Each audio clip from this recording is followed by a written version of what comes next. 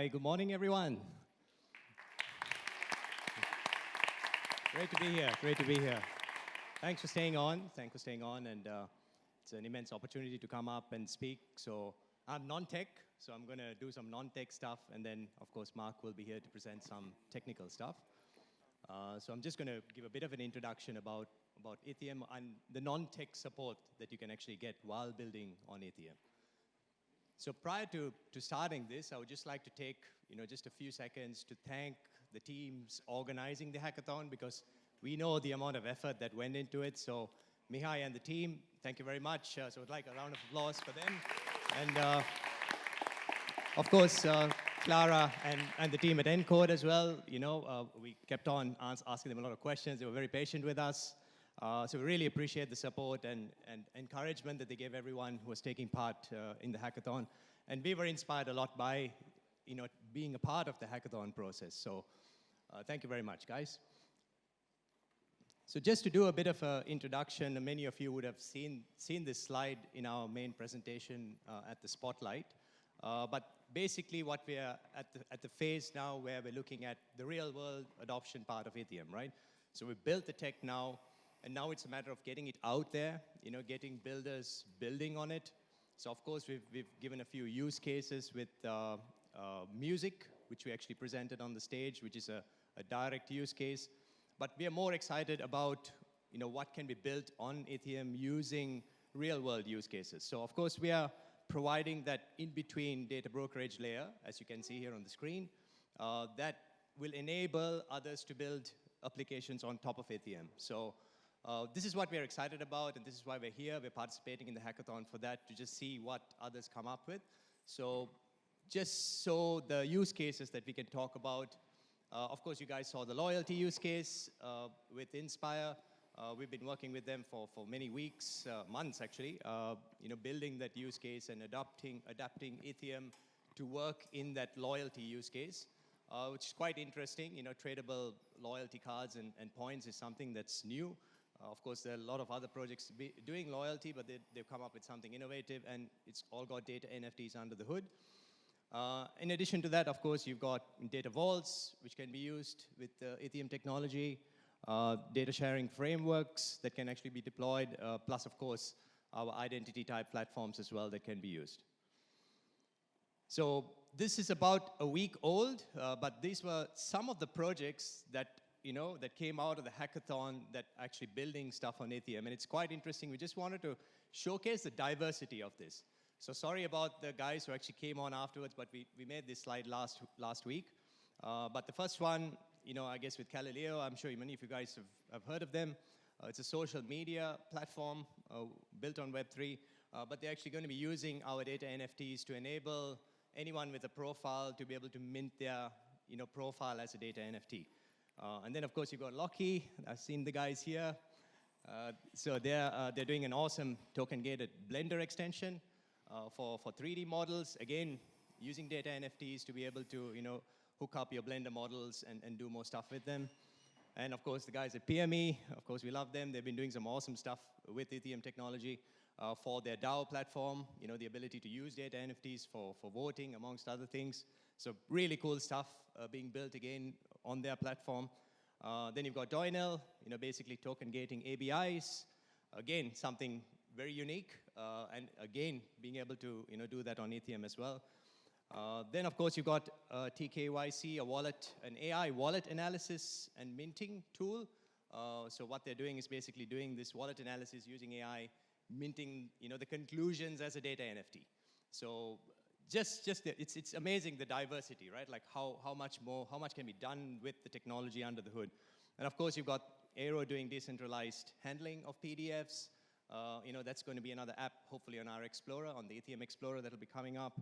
And then last but not least, Data Mint, which actually is doing a Chrome extension, which can basically mint your data as a data NFT. So quite a diverse bit of use cases. This is just the start, and we were just amazed by how much came out of it in the very beginning, because as all of you know, data ownership is something that is close to everyone's heart, right? Like we all know that the data is going away from us, and it's great to see others being inspired by this and building platforms on the technology.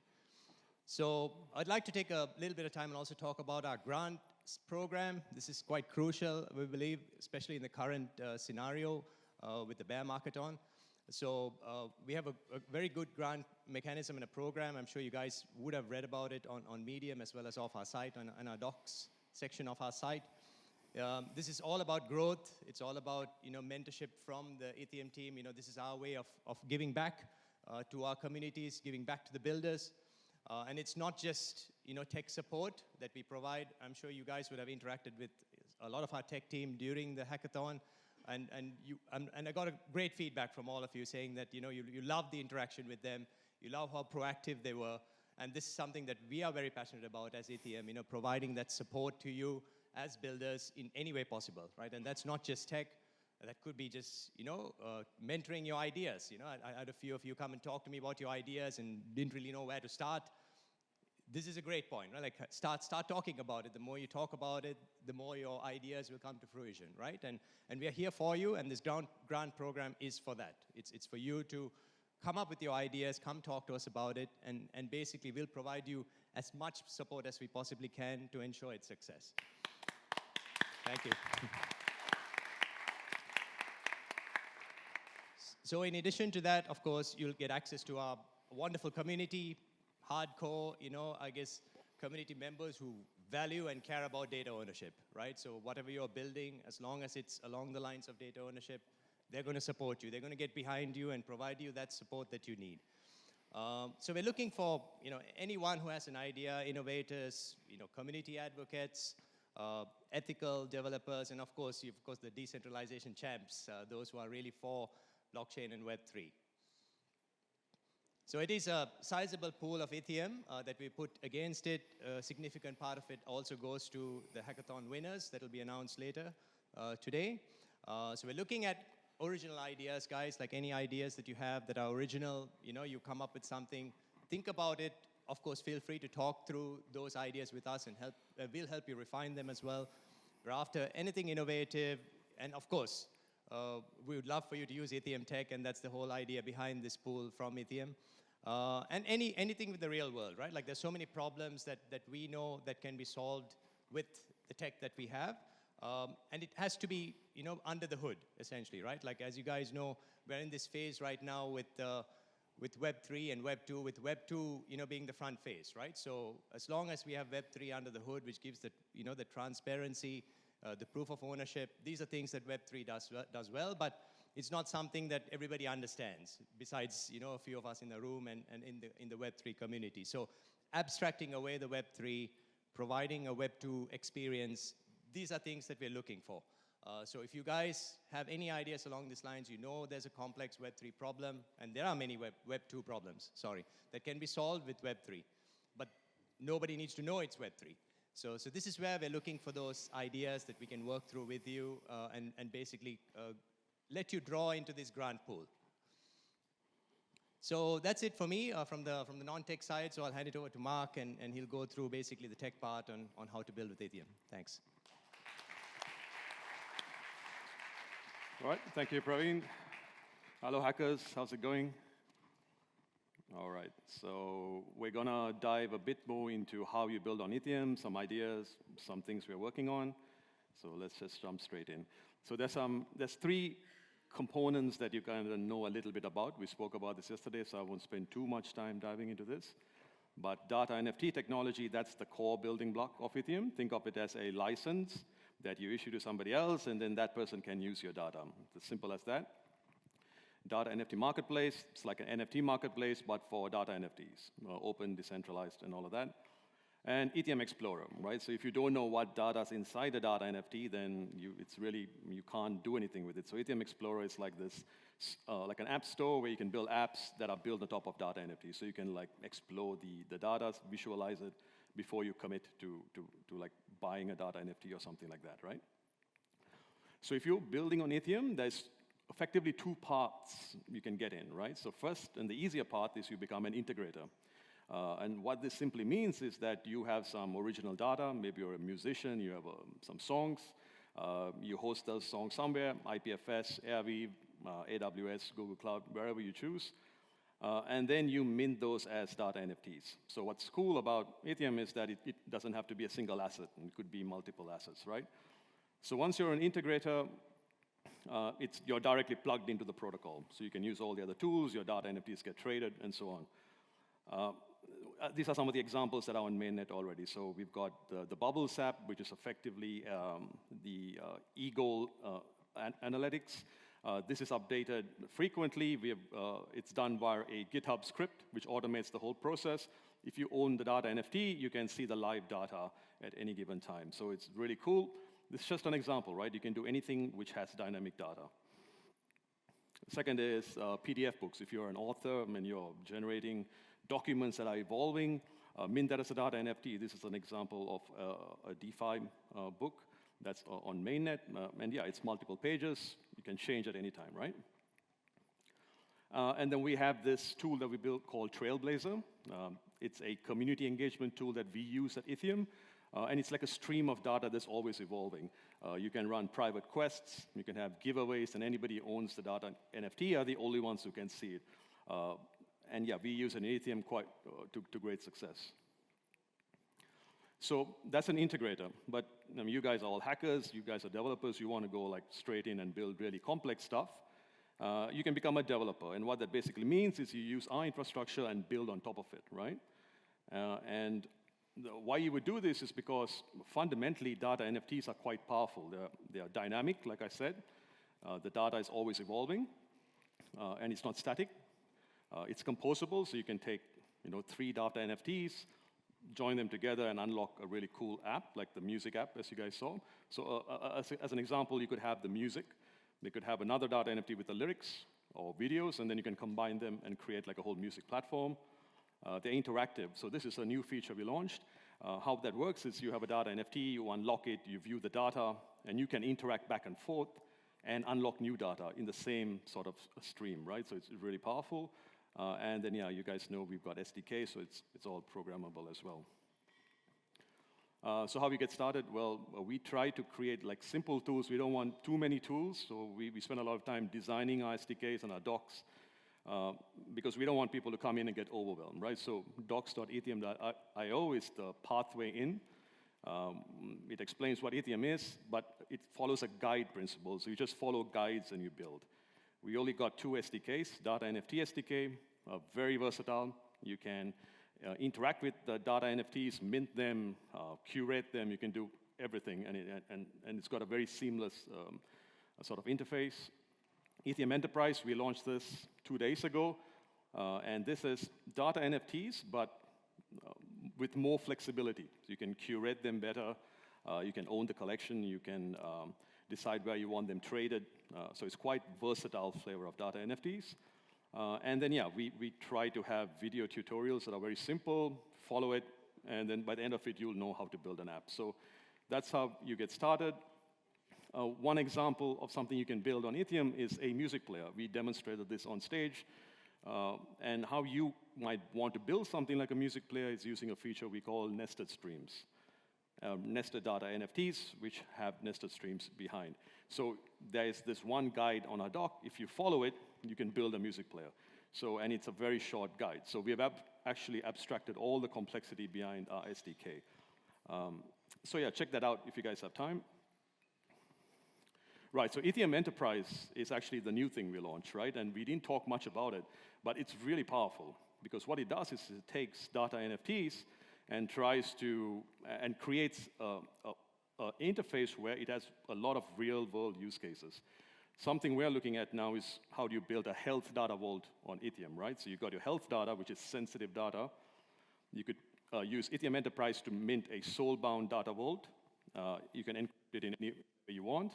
And you can store that on a decentralized encrypted storage like Airweave, which we work with a lot. We really like Airweave. We like IPFS too, but you guys should check out Airweave. It's really, really cool.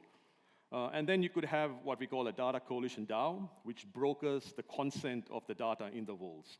So you can have like a health consumer, like a pharmaceutical, requesting the data, and the DAO would act on the best interest of the people providing data. Just an example, but you can think of how composable this is, right? It's pretty powerful. So So Itheum's building tech, pushing it out, going after real-world adoption. But we also have like an R&D thing. We're always trying to think about what are the cool things we can do. We call it Itheum Labs. Some of the things we've been working with in Itheum Labs. Firstly, we've been looking at OpenAI. All of our whole team uses OpenAI. Well, one thing you guys know is when you guys consume OpenAI apps, you have no idea about where this data came from, where the prompts came from. There's no transparency, right? So we've been trying to think, wouldn't it be cool if we could have like transparent OpenAI apps? So we built this proof of concept, right? So we had one data NFT that had the raw data. Think of it as the cleansed, purified data you need to feed in to run prompts on. And then we had another data NFT that held the prompts, so you can compose them together. And then they autonomously execute, provide you the output. And then you can have the actual end user enhance the prompts, right? So you could say, hey, I want to improve this. I could enhance it this way. And when they get a satisfactory output, they can mint that enhanced prompts as a new data NFT. And what you would get is you can get this sort of entire provenance and lineage audit trail, right? We call it, if you look at AI, and if you're the AI consumer now, you could potentially, not potentially, but you could do this, you could use blockchain to trace back. You can see the provenance, the lineage, and the history of it, right? So this is called an AI supply chain. We could bring this on the blockchain. This is somewhere we feel AI will head to, because AI is never going to be used in critical use cases unless there's transparency and regulation. Something like this would be very powerful. So if you guys are interested in AI and the overlap of regulation, come and chat with us, and this is something we could share with you and we can work together on. Right, so the other thing we're always looking at Itheum Labs is it's no point building cool tech and it's a small ecosystem. We need to get it used. We need to get it out there. So how do we accelerate growth in Web 2 and Web 3 worlds? This is relevant to you guys too, building stuff, right? You don't need to just build things that no one's going to use. You've got to think, how can I accelerate this in Web 2 and Web 3? Accelerating tech in the Web 2 world is having really good UI UX, right? Forget about wallets, signing transactions, and all this stuff. So as a user, you should not need to be worried about complex wallets or tokens and stuff to use Itheum. And also, as a user, you should not even know there's a blockchain involved. You're just trying to do something cool with data. Why would you care if there's a blockchain there? So the way we are solving this is, well, firstly, we rolled out end-to-end native auth. If you guys, I'm sure you guys know what native auth is, but on Itheum, you can log in once, and you can go across all our tools, including our SDKs, and you can pass the session in, and it's end-to-end native auth, right? So if you guys are building stuff, make sure you use the native auth version of SDK endpoints. Secondly, log in with email. You guys saw xAlias announced, pretty cool. So we've already integrated that, and we're waiting to roll that out as well. So in this case, you log in with the email, get a wallet, interact with the protocol. And of course, finally, you got to do relay transactions, sponsored transactions. So we're looking at that as well. Sovereign chains look really interesting, so this is something we would probably explore as well. And so that's the Web 2 world, but how do you accelerate growth in the Web 3 world? And if you look at this as a Web 3 protocol, we need to tap into other blockchain ecosystems, right? This is very important because blockchain is full of degens like us, right? And these are the people who actually test and really innovate. And we shouldn't limit ourselves to just one blockchain ecosystem. We should look at other communities, other blockchains. What are they doing? So we got to think about this thing as well. And if you do look at other blockchain ecosystems, and this applies to all you guys as you build projects, try not to replicate all your tech over there, because you're just wasted your entire tech resources, right? So Itheum doesn't think of multi-chain. We think of a concept called omni-chain. What that basically means is you pick a blockchain to tap into the communities, but you also pick another blockchain to tap into specific tech that's only available there. So where Itheum's heading to, and we've always been a sort of omni-chain protocol, is we're going to very soon have a multi-chain token, and we're working with the MultiversX team on this, so they've been very helpful. And Axelar is great. I hope you guys checked out the Axelar presentation, but it allows for cross-chain messaging. We're going to be using Axelar most likely to put in a sort of omni-chain use case, right? So how does data trading happen across different chains? And this is an example we're actually working on now. It's an omni-chain method for trading data. So we already have Itheum Explorer. You can use this now on MultiversX. You can trade data within it. You can view data. But it has one limitation. If you want to, for example, listen to music, you need to go and buy the whole data NFT. But maybe you don't want to do that. Maybe you just want to listen to a stream. So we're actually looking at integrating Lightning Network, where you can actually pay for access to a single stream. And we've done some spikes, and it seems to work. So this is an example of omni-chain, right? And I think this is important for everyone to think. MultiversX is great, but we need to get users from other chains interacting in, right? So this is something that is quite promising for everyone. All right, so I'm about to end. I think it's time for lunch. I don't want to keep you guys too long. Itheum is really ignited its growth engine, as you guys see. We want to build tech that's used, and you guys are very important to us, right, as developers. So we are a protocol, infrastructure protocol, so come and build on Itheum. Come and talk to us. We're very proactive in working with you guys. If you're musicians, we like to explore music data NFTs more, so come and chat with us. If you're enterprise, come and chat with us. And just one final word, we're also we're looking for people who understand decentralized storage very well. We want you guys to help us improve our storage capabilities, so come and chat with us. And AI people, very interested. And we're also interested in people who are into cryptography and distributed systems, because we're doing some cool stuff over there as well. So let's work together as a community, guys. And yeah, come and build on Itheum. Thank you very much.